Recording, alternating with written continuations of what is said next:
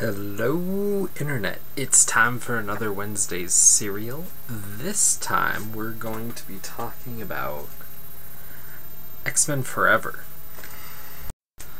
So X-Men Forever is really 8 trades. It's broken down by 5 and 3 because at a certain point it becomes X-Men Forever 2.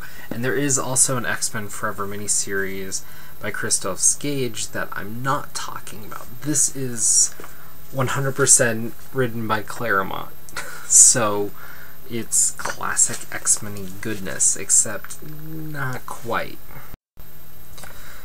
So X-Men Forever is really kind of like an alternate universe, almost Ultimate X-Men kind of take, except it plays off of bits and pieces from Claremont's 16-year run with the X-Men and kind of just completely goes its own route.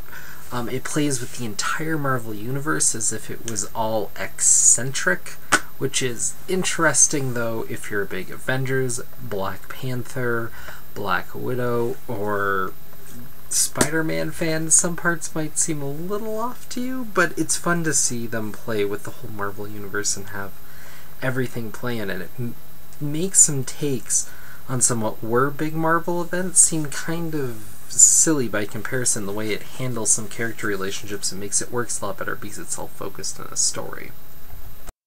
So stuff like Avengers vs. X-Men, or the Black Panther Storm aspect of Civil War, or basically anything dealing with Marvel and Russia, are handled better in these 8 trades than they are in a lot of other bigger Marvel stuff. But when we start out with kind of X-Men classic as you know them. Shadowcat's a little yeah, and there's also Sabretooth on the cover, and he becomes a really big character. And then Wolverine is very prominent at first, but not to spoil too much, but it happens right away. Wolverine dies, and the way that that's handled and whatnot, I can't compare to the way Marvel's done it so far with Wolverine having just died, which made reading this at the time really interesting. But I'm inclined to think it's handled better. There's no weekly series, but the echoes of that run throughout and actually makes Wolverine more of an interesting character to me.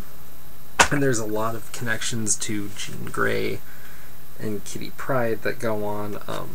There's a whole lot with Russia. There's a whole lot that continue with Rogue and Nightcrawler and Mystique that becomes a big element as you go along. And then you'll also notice this well-dressed gentleman. It threw me off at first, but that is Gambit. He changes his look as things go along. And things keep evolving, and each issue, each trade, like, so much happens, you're kind of aghast. And it's not the cleanest, the art isn't always the best, it's not always the best written, but it moves and it shakes, and it's written, you know, like old Claremont X-Men. So things are exciting and they move, and some things are a little janky, but things are going so fast you don't necessarily worry about the parts that don't work, because the stuff that does, and the drama, and the character interactions really seem to stand out. So like I said, 8 trades, you know, the issues are out there for cheap too. If you're looking for some X-Men fun that isn't actually relevant to much of anything else, but is a chunk its own, I really actually kind of recommend this with some reservations. It's not the best, but it's fun, and it's something that not too many people I think have really dove into. And there's also like an X Factor Forever and New Mutants Forever, and I don't know if they tie in or not, but fun chunk of comics for you to check out that maybe you haven't heard of. So thank you all for listening to that half a review, more of a sales pitch, I guess? I don't know. Also, if you're down for some cool X-Men goodness, I am going to be getting together with some people, some surprise guests this Saturday, and we're going to be talking about God Loves, Man Kills.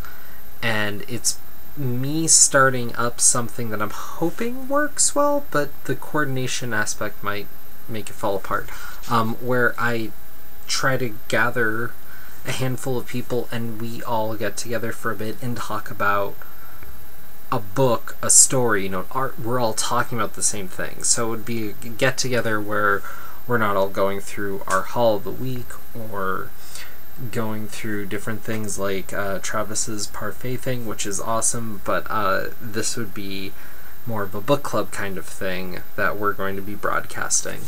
And this one is already set, but if that sounds cool to you, please let me know. And we'll try to coordinate something with hopefully, a few people, and talk some comics and try to actually dig in, maybe get a little more about it and see what people think about stuff instead of taking a surface level glance at some stuff, and be willing to dig in and talk about the ending because everybody will have read it. So, there you be.